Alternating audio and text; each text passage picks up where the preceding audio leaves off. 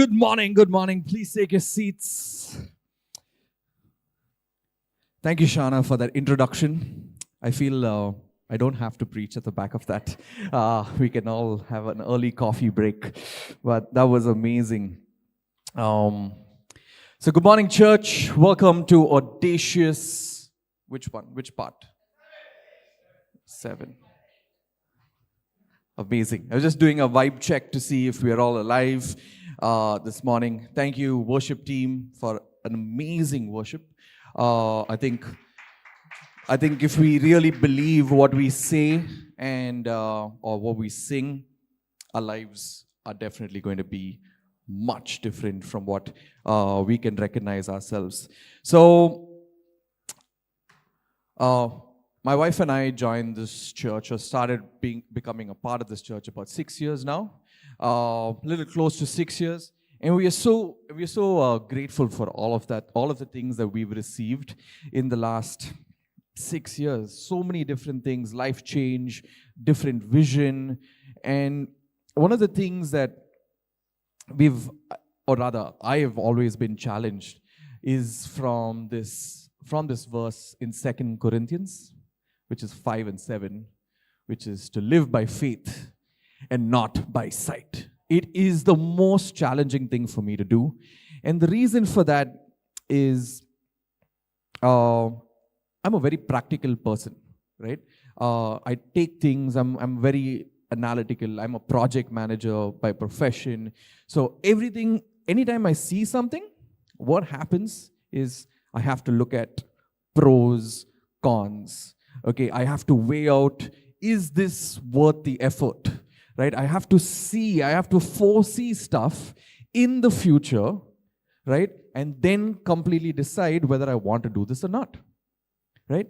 But unfortunately, the Bible tells us the opposite. They say live by faith. The Bible says live by faith and not by sight. Right? And this is why I'm going to stand over here today and tell you that I am suffering with this. I am working on this. And I think it is important for us to all find where on the spectrum we are with this particular verse. Cool? Right? Today's topic is live by faith, if you already now got it. And what I want to give you a small little story of how I have been practicing faith in this last season. We've done 6 weeks now. This is our 7th week, and I said, let's start practicing it in a smaller way. So not too long ago, we had an amazing flight show. How many of us remember that? Well, none of us went for it. Because we were here, we know it was there, but we didn't go for it. And what happened, I don't know why, I was extremely tired that day. Okay, I was ready at the back of service. I was ready to go back home and sleep. But when I went out, what happened was for some reason this was news.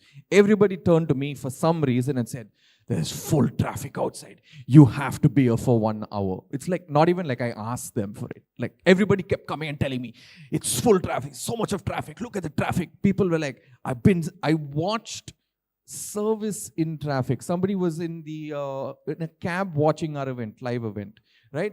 And some people came after the event. They just came for the coffee because they were in traffic, right? And I was not having it. I said, know what? This verse, for some reason, came in my mind.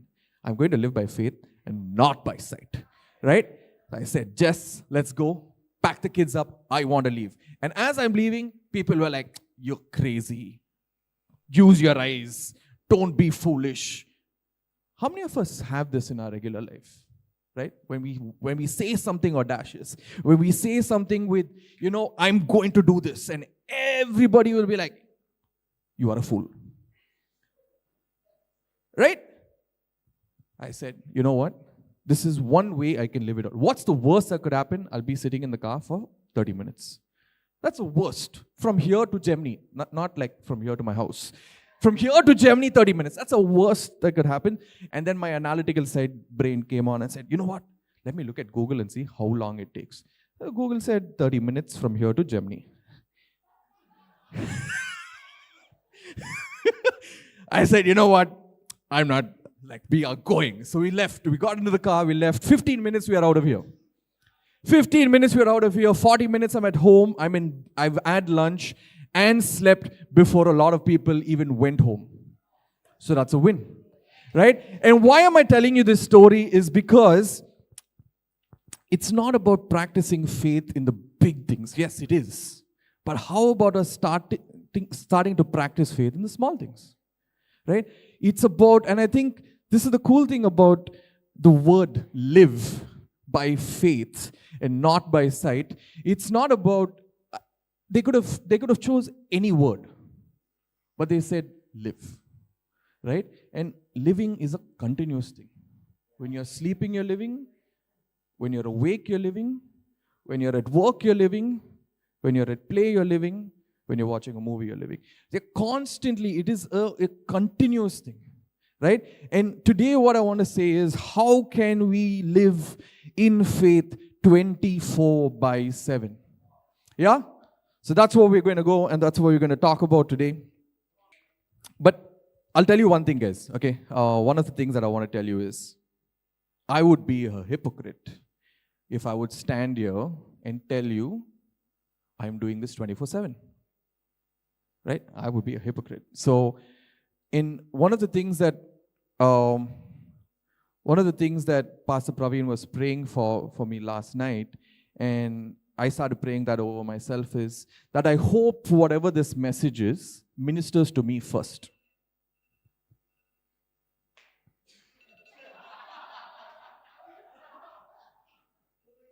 Preach in church.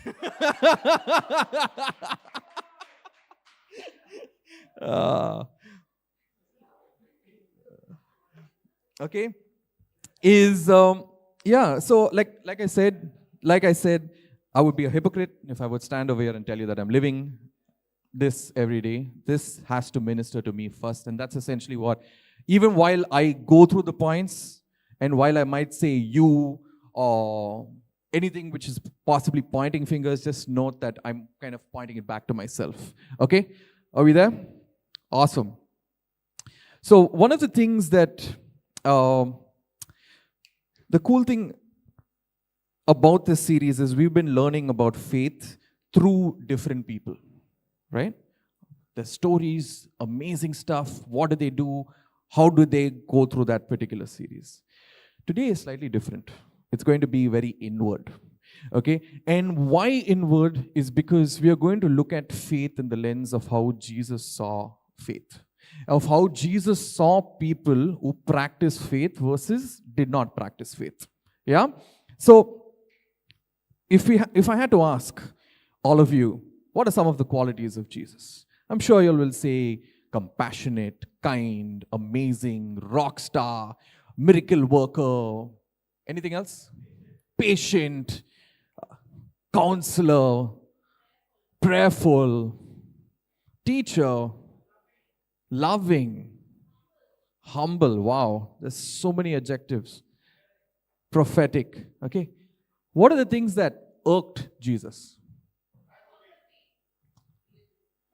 Lack of faith. Right? It irked him. He was annoyed by it.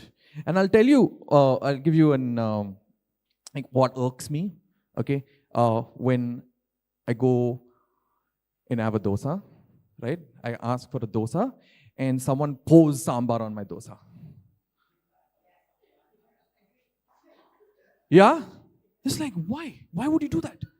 It's a crispy dosa. It was a crispy dosa. Yeah? It irks. And it irks, right? And the same way, Jesus was like this. Because if you look at Matthew, I'll show you a couple of verses. Okay? I'll show you a couple of verses where Jesus was irked. Right? So he replied, "You of little faith, why are you so afraid?" Then he got up and rebuked the winds and the waves, and it was completely calm. Okay, who's he talking to? His disciples. One more, right? Aware of the discussions, Jesus asked, "You of little faith, why are you talking amongst yourself about no bread? Do you still not understand?" And this is at the back of the miracle of the 5,000, feeding the 5,000, right? If they feed the 5,000 and then they start grumbling. Okay, one more. When I read this verse, it felt like he was talking to me because of the words in the first quotations. You unbelieving and perverse generation. Right? Jesus replied, how long shall I stay with you? How long shall I put up with you? In all these three instances, we can see that Jesus was talking to the people that he really cared about. He loved them. Right? But the things that they were doing did not please him. Yeah, and I want to talk about this pleasing for a second, right? There's a difference between pleasing and being loved. For example, let's take my family, okay? My younger daughter, as a way to really get on our nerves, right? She will push us. She can push us to the limit. And the person that really gets pushed is my wife. Yeah, because I'll just be quiet and I'll ignore. But my wife finds it really difficult to ignore, right? And my wife will possibly lose it. Now, just because she loses it doesn't mean she doesn't love her. Yeah? So the same way, if we can put it up on the screen, being loved by God and pleasing God are two different things. Wow. So being loved by God and pleasing God are two different things. Right? And if you remember in the verses, it was very clear that God was not pleased or Jesus was not pleased. He was very clear. But he loved them. He loved them till the day that he died. Right? Even though he knew one of his disciples was going to betray him, he still invited him over for a meal. How many of us would do that? Yeah? But that's a different preach. Okay? So, if we want to please God, it's important for us to do something that pleases him. And what is that? Practicing faith. Yeah? Okay? So the first point, we're going to go through 5 points today. If you didn't get the title of the message, it is Live by Faith. And we're going to be doing 5 points. And the first point is faith pleases God. Right? Church, God is waiting for us to put our faith in him. He is waiting. He is like, come on, you can do it. Please do it. Because he wants to be able to step into that particular situation. Yeah? He wants us to put our net on the other side. Right? We sang it today. He wants us to take action. Right? And we've already learned this in the 6 series, guys. Faith is an action word. You cannot have the new word is passive aggressive. I've just learned the definition very recently. But you can't be that way. You have to action. I want to do something, right? And God is waiting for that. In Hebrews 11, it says, now faith is confidence in what we hope for and assurance about what we do not see. Yeah, what is it saying? What is it saying? It's saying it is important. It is saying, hey, be strong. Be confident in this decision. Okay? And know that there is an assured breakthrough at the back of your decision. Yeah? So church, I think, can we be a church that is confident in these decisions? Yeah? Can we do that? Can we say, hey, you know what? I'm going to see this breakthrough in our lives. So it's about thinking in a very positive manner and knowing that God is going to come through, right? That's what this is. It's being confident, right? In Romans, and before we go to the Romans, right? I think all of us in this room have practiced faith one way or the other. Yeah? And I want to split this into two personas. Okay? And the two personas is very simple, and I can tell you, I'm one of them. Okay? I won't tell you which one, you can decide. So, persona number A, right, believes in faith. Sorry, camera guys. Believes in faith, but it's in a peripheral vision. Okay? So, what does that mean? It means that when I need it, I'll get it. Okay? But persona B, aka Zubi, would say, faith, God will do this, God will do this, God will do this, God will do this, God will do this. No problem, let's do this. Right? So there are two different personas. Right? And I think we are we can put ourselves in each of these categories. Right? So I just want to make it super simple. And for the people that have put themselves in their category of, I know the periphery that God is there and He's going to come through, is because we've done that first step. And this first step is essentially in the Romans chapter 10:9. Yeah? And it says, because we did this. We confessed with our mouths that Jesus is Lord, and we believed in our hearts that God raised Jesus from the dead. And that's why we are saved. Yeah, I paraphrased a little bit because I wanted to be personal. Yeah, but we believe this. We've already done this step. Yeah, but what is God saying? God wants us to do a lot more. Right? He wants us to ask more. Right?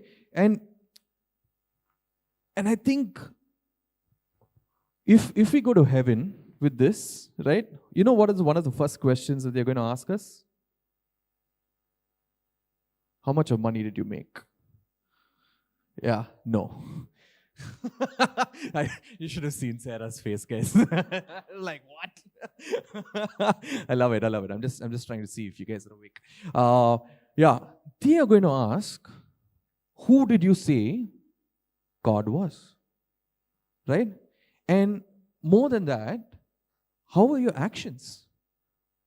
Were you timid and thinking God will not come through? Right? How have you lived life? Have you lived life with an example that people will be like, who is this crazy guy? And why is he doing these crazy things? Are we living life like that? And I want us to think about that. Okay? Because this should be an inspiration for people. Right? We can be an inspiration for people. And this is essentially how we get people to come into this circle. Or to even understand who God is. Yeah? Yeah? Cool? Are we here? Awesome. So, point number 2 is what we believe about God is the most important thing about who you are as a person. Yeah? I want to go back to last week's message. And the takeaway of last week's message was very simple. The question was, what are the dreams that you have in your life? What is the vision that God has given in your life that either you are running and holding on to or you let go of? Okay? And at the back of that, we had an amazing session at groups last week. Even though it was raining, even though we didn't have internet or whatever the issues were, we met a group. So come on, groups. Thank you for joining. Yeah, I love it. We met online. It was awesome. We had a great conversation. It went a bit heated at this point. It went heated because we went into this thing of like, hey, my vision is, somebody said my vision is for there to be righteousness in this world. Okay? But the person that said it was also saying it with disbelief. It's like, how is this possible? I can't do it. Right? And we had a great conversation at the back of that. And there was some clarity, but I think we are all there, right? While I might be pointing out to this person, we all have that vision, and we'll say it's not possible, right? I'm that person. We'll be like, it's not at all possible. It cannot happen. Yeah? But I think this is where God is challenging us. God is challenging us to saying, let us make an effort and let's see God come through that effort to make that miracle happen. We sang that today, right? Why? Who am I to deny that what the Lord can do? We sang it today, right? And if we're singing this, guys, remember, like I'm sometimes very, very frightened about saying something, especially in a song. I'd rather not sing it than sing it. Because if I'm singing this and acting something else, and I'm like, there's hypocrisy, right? And it's like, yeah, that's something that I don't want to have. And that's something that I want to let God work in me. So just be a little bit careful with that. But let me come back to what I was trying to put, to the point that I was trying to say, is this vision that we have and that we keep saying, it's not possible, it's not possible, it's not possible. I think we need to be like, hashtag be like Abraham. I don't think hashtag is cool anymore because nobody's laughing. Yeah. We need to be like Abraham. And why we need to be like Abraham is when God gave him the vision that he is going to have descendants, which is equivalent or more than the stars in the sky. I think that's as equivalent to this righteousness claim, right? I would have supported Abraham and we were like, man, this is not happening. Yeah, why? Because of his situation, right? It was not like Abraham was 21 and Sarah was 19. Yeah, possible then. They were already like in their 80s or 90s. I don't remember the age, but they were pretty old. They were like extremely old. And even through that, right? And if you look at Genesis 15, it says, Abraham believed the Lord, right? And he credited it to him as righteousness. And God credited him as righteousness. So I just want to like point out the fact that if we believe and truly believe, God is going to make us righteous. Yeah? So just to reiterate, what we believe about God is the most important thing about who you are. Yeah? So let's go to the third point. Faith is the only thing that amazes Jesus. Yeah? It sounds really cool. This line sounds really cool. And you know what's even more cooler? The word amazes is there in the Bible as well. Okay? Because Jesus was amazed at their lack of faith, and he was also amazed at their faith or for their faith. Yeah? So let's look at some verses. Let's be encouraged as to how Jesus was mind blown. Okay? So there's a centurion servant whom his master valued highly. He was sick and about to die. The centurion heard of Jesus and sent some elders of the Jews to him, asking him to come and heal his servant. When they came to Jesus, they pleaded earnestly with him, and it's like, this man deserves to have you, to be healed, because he loves our nation and has built our synagogue. So Jesus went with them. He was not far from the house when the centurion sent friends to say to him, Lord, don't trouble yourself, for I do not deserve to have you come under my roof. This is why I did not even consider myself worthy to come to you. But say the word and my servant will be healed. For I myself am a man under authority with soldiers under me. I tell this one, go, and he goes, and that one, come, and he comes. I say to my servant, do this, and he does it. When Jesus heard this, he was amazed at him. And turning to the crowd that was following him, he said, I tell you, I have not found such great faith even in Israel. And I think there's something that we can learn from this, guys. Okay, is number one, if you actually look at this scenario, right, it was very transactional. Jesus, come, please do this for me. I will be saved, or I will be healed, or it was like Jesus, do me a favor, right? But this guy, this centurion, okay, did not even see Jesus. I feel like we can be like the centurions, right? We did not even have sight of Jesus, right? But we know the cool things that he's done. Yeah, and we should be like, God, come through. Say the word, and I'll be healed. Yeah? And I think, like how Jesus is turning to the crowd, and he's saying, hey, I'm so amazed by this person's faith. Wouldn't it be cool if we as a church start practicing this, and then Jesus turns to his dad and says, Dad, look at these people. Look at Freedom Chennai. Yeah? They are declaring my wonders. They are declaring my miracles. They are declaring my breakthroughs. They are declaring my salvation because they trust me to move. Imagine if that's happening. Guys, our faith is way more important than we can think. It is super important, and I feel like we don't even try sometimes. I don't even try sometimes. Let's not worry about, I'm not going to talk about you, I'm going to talk about, I don't even try sometimes. It's difficult. Yeah. I want to do it my way. If I know I can do something, I don't even go to God. Hey, this is easy, I'll do it. But imagine how much more easier it would be for me if I was like, I know what to do, but God help me in this. And I think that's where I need to rewire my thinking when it comes to practicing faith 24/7. Yeah? So, do you want to see some more places where Jesus was amazed? Yeah? Let's go. Matthew 9. Jesus turned and saw her. Take heart, daughter, he said.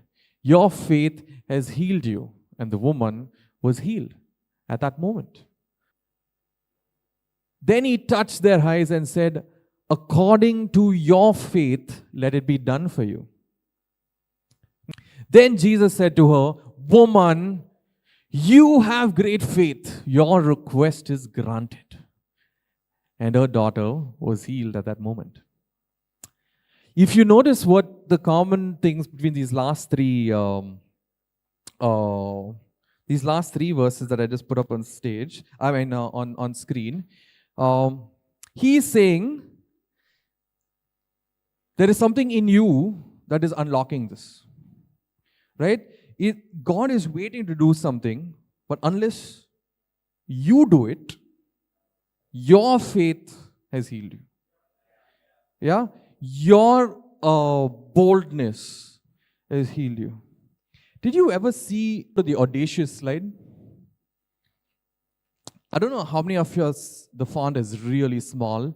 So for the people at the back, is the definition of audacious is showing willingness to take surprisingly bold risk. I don't think by accident that's been put over there, right? So I just want us to remind you, like, in the faith, right? Just remember, let my faith be audacious. Let that be a prayer, right? Can I be bold and take surprising risks? Yeah? Cool? A couple of weeks ago, I was on stage, and I casually said something. Okay? I casually said something, not knowing the impact it could have. And this is the cool thing about feedback, right? And this is the cool thing about my church, is because I have people that I can trust to care for me and to give loving feedback, right? And so I got a message, and Pastor Praveen as well sent me a voice note, and it was very encouraging. There was absolutely, like, I was like, wow, okay, fine, I have to take some points away from this, okay? And if you can just put this up on screen for a minute. Yeah. And I just want us to think about when we receive feedback from people. Do you feel targeted? Or do you feel like it's a gift? Yeah? And just, you can keep this on screen, Alex. Initially, I felt it was a gift. Let me be honest. I thought this was a gift. I thought this is great. Okay, I'm going to implement this feedback in my next thing because I already knew that's going to happen. But guess what happened? Even though I said in my mind that this is good feedback, I started losing sleep over it. I was getting panic attacks in the middle of the night. Okay? Thinking about, oh no, I have to preach. I'm going to mess up. I'm going to say something wrong. I'm going to I was completely discounting myself. Right? And I said, I am not doing this again. I went to the point of saying, I am not doing this again. And I had a great conversation. Thank God for WhatsApp and voice notes, because that without it, it's really difficult, I feel, right? So and Pastor Praveen and I have just been voice messaging each other over his period of his holiday / the charge, and we've just been having this back and forth conversation, okay, via voice notes. And he was like, you know what, Neil? Number one, there is favor over you. I trust you. Okay? And I left it at that. I didn't respond. I left him hanging. Don't leave it hanging. Okay? But I did tell him, I did a sneaky one. I'll confess. I said, I will mull over this and I'll get back to you when I'm ready. Okay? And I was mulling. Trust me, I was mulling. And when I say I'm going to mull over it, it'll just be like constant thinking about it. And I got my answer. So, like Shana said, they went to the charge, and I was privileged to be invited to attend it over here and watch what Pastor G was saying and what all the DLT members were saying. And there was something at the start of the event that started stirring, and Praveen's like, this message is for you. I was like, why? Okay. And it's I ignored him for the rest of this charge. I just, did the heart emoji, and it's like, cool, I've responded, right? I've done my bit. And so I'm trying to completely have any conversation with him because I didn't want this confrontation to happen. And the last message, Pastor G spoke about a very cool scenario. I'm not going to get into the scenario, but the importance of jumping. The importance of jumping into a river which is full, which is flooded. And then watch, if you go back in the Bible, there's a passage where the Israelites, I think, are on their way to the promised land, and they needed to jump into the ocean, into that river. Right? So that was the message. And the cool thing is that they jumped without even knowing what was going to happen next. Yeah, and that was my takeaway. And then Praveen again followed up, how was charge for you? It's like, why? It's too early. I'm still processing this. Ignored him. And then he came back and he said, how's preach going? Are you ready? Okay, because I forgot to tell you, he said, hey, look, you know what, Neil? If you feel like I don't want to put you under pressure. If you feel like you don't want to do this, let me know. I'll have Pastor Shana come up and fill in for you. Not a problem. So then I said, no, Praveen, I'm not doing that, because I think the answer that God told me was to jump and then see what happens. Yeah? And that's what I'm trying to live by, guys. I'm just trying to jump. I have no idea what's going to come off of it. I have no idea if I'm going to fail, pass. I'm not even worried about that. Right? I'm not even worried about that. And I think there were 2 lessons that I learned on this. Okay? And we had an amazing time at pre-event today, and I had this point, but the person that led pre-event said something so cool. And is sometimes when you doubt in your own belief, okay, I think it's important to just listen to your elders, listen to your leaders, listen to your pastors. Because at the back of their faith, something can happen. Right? The man that was healed, that was paralyzed, and these 4 guys jumped up on a roof, put the bed down. Jesus said, at the back of your friend's faith, you have been healed. Yeah? So sometimes you can be struggling, and I was struggling at that point of time. I had no confidence. I had no faith that I was ever going to do this again. But at the back of the faith of my pastors, I'm here today again. Yeah? But I want to tell you one more thing. People can have faith for you, but you have to jump. If you don't jump, it's not going to work. That's another lesson. Yeah?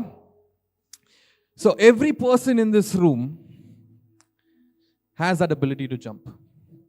Has that spark to jump. Everyone. Because we have believed in God and He has saved us. So we've gotten this amazing gift. And I'm going to try and illustrate this with this lighter. All of us metaphorically have a lighter. If I say, hey, all of us have a lighter, they'll be looking under the chairs. No, we all have this lighter. So okay, just this is a symbol of what God has equipped us with. If you look at a couple of things in this lighter, there's a trigger. Okay, there's a flint in over here. There's gas. Yeah, and then when you click it, hopefully it'll come. I promise you. Yeah, I was going to do a blowtorch, but Pastor Shana said, no way. I was going to get my man over here to bring his blowtorch and like, but we're going to settle for this today. Okay? We're going to settle for this because we all have this, guys. Every person in this room has it. Because faith is a trigger that ignites miracles. Faith is the trigger that ignites miracles. So every person over here has it. What are we doing with it? Okay, God is providing all the power that we need. Okay, it's in this example, it's in the fuel. He's given it all to us. Yeah, and why? Because He's already proved it. Right? Jesus died for our sins, and God resurrected Him. Right? And we believe that. Right? So we have that fuel, but are we using it? Are we using this trigger at every point in life? Right? Are we using it? Are we talking about it in a way that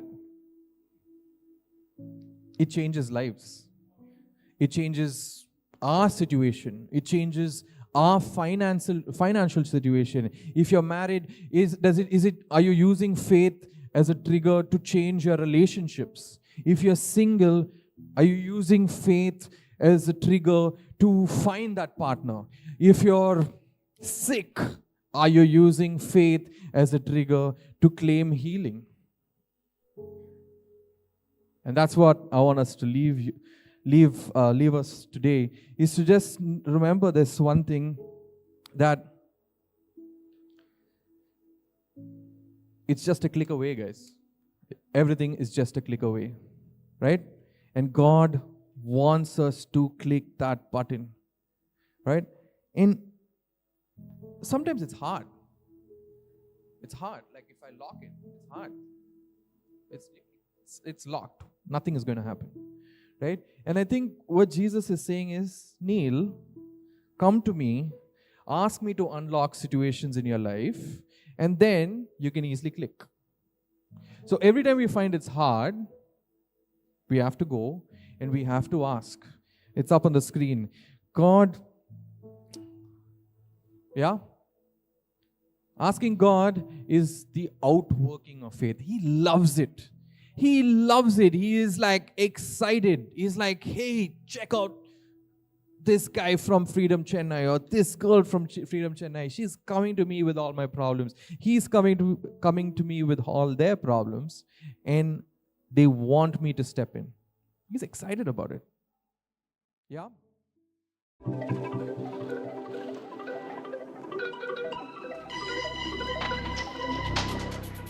Thank you for watching this video.